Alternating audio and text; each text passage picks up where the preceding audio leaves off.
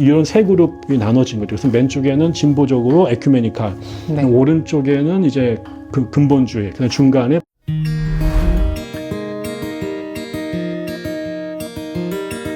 그리고 이제 교수님의 책에 대한 얘기를 조금 해보고 싶은데요. 한국 개신교 근본주의라는 책이 있더라고요. 저도 이 개신교 근본주의라는 단어는 많이 접해봤는데 이게 정확히 어떤 개념인지 그리고 어떤 좀 문제점이 있는지에 대해서 말씀해 주시면 좋겠습니다. 이거 3시간 강의해야 되는데 근본주의라는 말은 네. 그러니까 이 언어가 생겨난 건 1920년대 중반에 이 펀더멘탈리즘 혹은 네. 펀더멘탈리스트라는 개념은 그때 생겨나요. 그러나 근본주의라고 명명하는 그 현상 자체는 1860년대 이후부터 이제 스물스물 나타나기 시작을 했고, 이게 그렇게 오래된 건 아니네요. 그렇죠. 아주 뭐 미국에서 나온 일인데 그야말로 아주 근대 후반에 일어난 일이죠. 이거는 이제 미국에서 1861년, 65년까지 남북전쟁이 벌어지거든요. 네. 그 다음에 그 어간에 1859년이죠. 찰스 다윈의 종례기원이 나와요. 이런 사건들이 이제 지적으로, 그 다음에 정적으로, 그 다음에 유럽으로부터 이제 소위 말하는 성서 비평학이라고 하는 학문이 미국으로 들어와요. 미국은 매우 보수적인 나라였습니다. 그러니까 뭐 하버드 대학을 중심으로 한 일부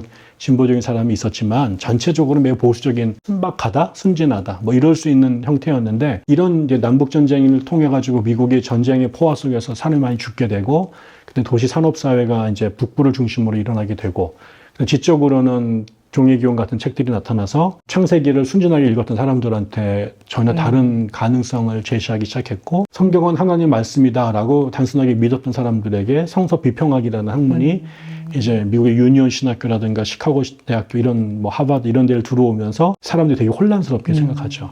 이런 지적인, 그 다음에 사회적인 위기 속에서 이거에 대한 위기감을 느낀 사람들이 이제 출현하게 되는데, 네. 이제 세 가지 부류가 나타나요. 하나는 이제 성서에 대한 도전을 신앙의 근본적인 도전으로 보고 맞서서 성경이 하나님의 완벽하고 온전한 말씀이다 라고 하는 요 신앙을 지켜야겠다 라고 하는 학자들이 나타나게 되죠. 그게 이제 네. 프린스턴 신학교의 교수들이었습니다. 그 사람들이 소위 말하는 성서 무어설이라고 하는 교리를 체계화시키는 작업을 하게 되고, 또 하나는 그 비슷한 시기에 영국으로부터 존 넬슨 달비라고 하는 분이 플리머스 형제단을 세운 분인데, 이 사람도 이제 성경이 1.1에서 틀림이 없다라는 신앙 고백을 갖고 있었던 사람이고, 이제 세대주의라는 걸 만들어요. 세대주의는 이제 성경 인류의 역사가 하나님께서 이제 7개의 세대로 나누고 그 세대마다 세상을 다스리는 경륜하는 방법을 바꿨다.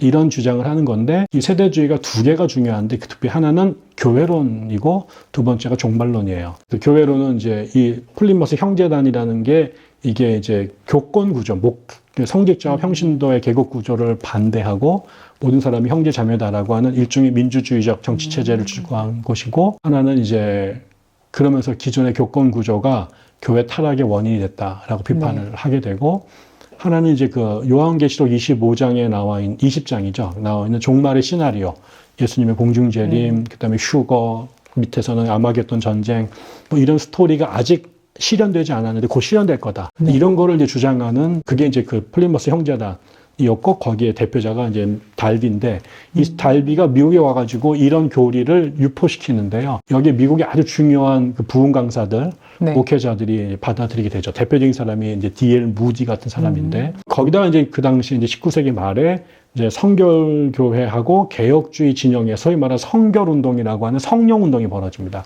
이게 결국 오순절 운동으로 넘어가는데, 이런 부흥운동, 그 다음에 이런 그 아까처럼 그 성서 무어설, 그리고 하나는 이제 그 세대주의, 이런 것들이 하나로 이렇게 뭉쳐져요. 미국에서 이제 그 19세기 말부터 성서 예언대회라고 하니, 예언이 무슨 지금처럼 무슨 점을 보는 게 아니라 성경의 말씀을 보수적 신앙의 근거에서 풀어나가는 사경회 같은 건데요. 연합 사경회. 이런 사람들이 모여서 생각들을 공유하면서 이게 이제 하나로 이렇게 스팝이 통섭이 되는 거죠.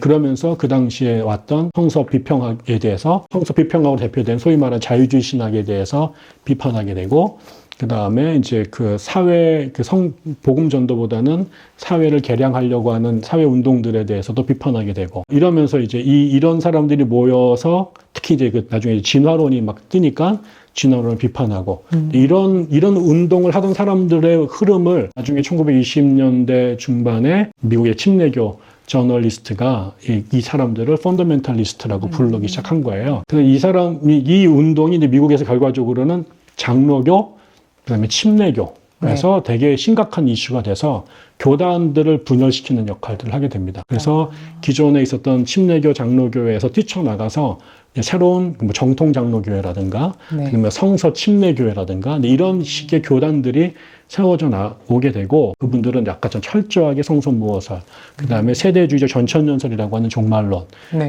이런 것들을 이제 믿게 되고, 그 당시에 뭐 이제 공산주의 출현에 대해서 이제 비판한다거나 이런 운동들이 이제 확장되게 된 거죠.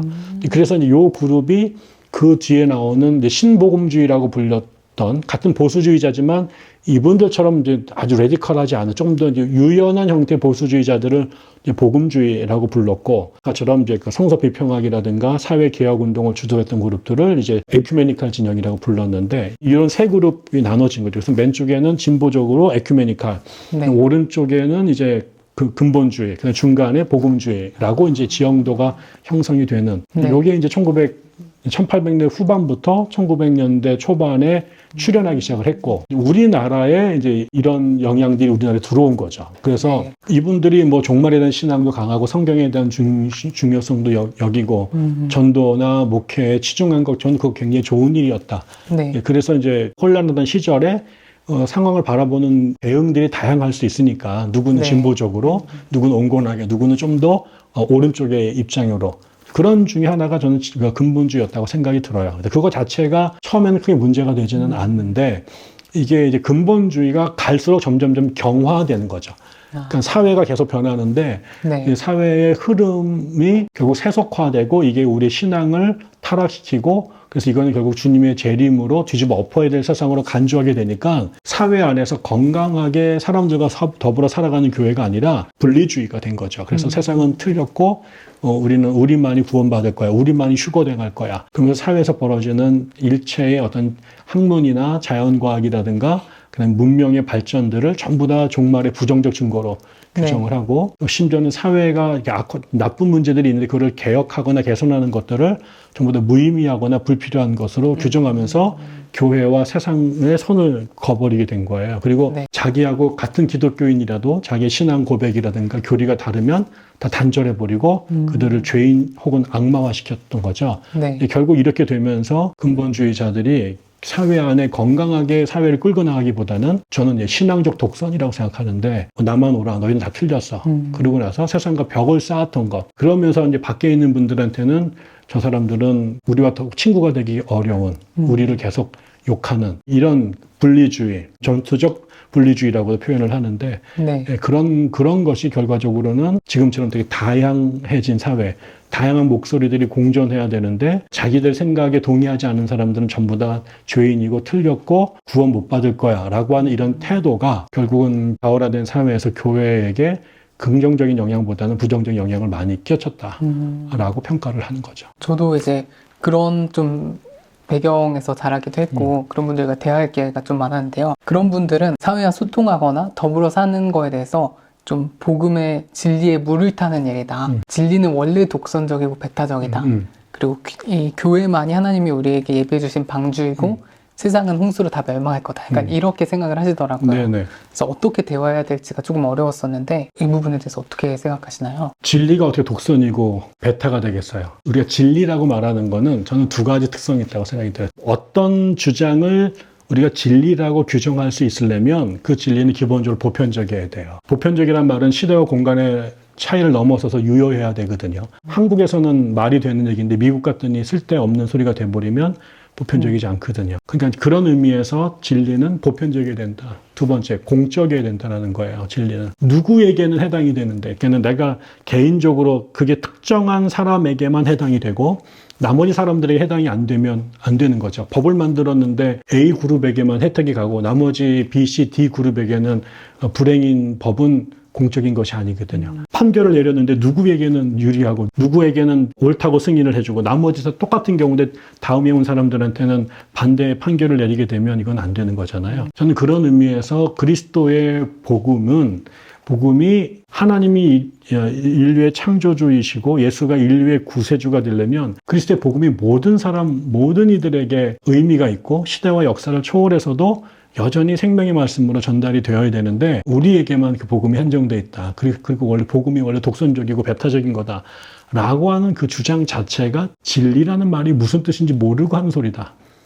저는 그런 의미에서 진리는 그 소수의 기이한 사람들이 커튼 뒤에서 모여서 은밀하게 비밀 결설체를 나누고 자기들에게만 유효하다고 말하는 비밀 결설체를 위한 독특한 도구마가 아니라 이 땅에 있는 모든 인류에게 베풀어지는 하나님의 구원의 메시지여야 생각하기 때문에 우리 안에서는 아멘인 것이 공공장소에서 아멘이 안 된다면 다시 생각해 봐야 된다. 기독교인들의 조금 더 좋은 자세는 자기 성찰이잖아요. 그러니까 내가 갖고 있는 게 하나님께서 나에게 좋은 걸 주셨는데 혹시라도 내가 그 지혜가 부족하거나 믿음이 부족해서 하나님이 주신 뜻을 제대로 이해를 못 해가지고 내가 내 버전으로 하나님의 메시지가 아니라 내 버전의 메시지로 환원시켜가지고 그거를 하나님 거라고 동등하게 생각하면서 착각하고 있지는 않은지 내 진리가 정말 성경에서 말하는 진리와 일치하는지 내가 이렇게 하는 것이 내 뜻이 아니라 하나님의 뜻이 이루어지는 것인지에 대한 끊임없는 자기 성찰이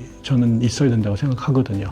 근데 그거를 안 하게 되는 순간, 독선과 아집에 빠지는 순간, 그거는 저는 기독교하고는 아무런 관계가 없는 자기의 종교적 그야말로 독단이 되는 거다. 기독교가 배타가, 그다음에 차별이, 배제가 당연한 거야, 세상은 못해 라고 말할 경우에는 또 하나의 사이비 종교로 갈 확률이 많다. 그래서 저는 진정한 기독교는 끊임없는 자기 성찰의 자리에 있어야 된다고 생각이 들어요. 그럼 2000년 동안 복음이 흘러온 거랑 좀 반대되는 주장인 것 같아요. 사실 그렇게 생각한다면 복음이 우리한테까지 올 일도 없었을 거예요. 그렇죠. 그 생각만 해도 그게 유대인들이 처음에 그렇게 생각했잖아요. 그거를 네. 예수가 깨신 거잖아요. 바울이 그거를 깬 거고 예루살렘 공의회에서 사도행전 15장에 나오는 그 회의가 그런 걸 깬 거잖아요. 저는 그런 의미에서 말씀하신 것처럼 예수 이전의 유대교가 그 유대인들의 민족성과 유대인들과 그 하나님의 나라를 동일시하거나 배타적 민족주의 근거에서 복음을 하나님의 나라를 축소시켰다면 그 민족의 피를 그 장벽을 깨트리고 하나님의 복음이 만방의 복음이 될 수 있도록 한 게 그게 기독교였고 그래서 선교가 중요했던 것이고 땅끝까지 모든 민족에게 그리고 우리가 그 예루살렘 그 요한계시록의 꿈도 결국 모든 민족들이 하나님께 돌아오는 것을 꿈꾸는 거잖아요. 근데 어떻게 그게 배제와 그 독선 복음이 되겠어요? 그렇게 되면은 그건 정말로 기독교의 예수님의 말씀과 교회 역사 전체를 부정하는 일이 되어버리는 것이죠.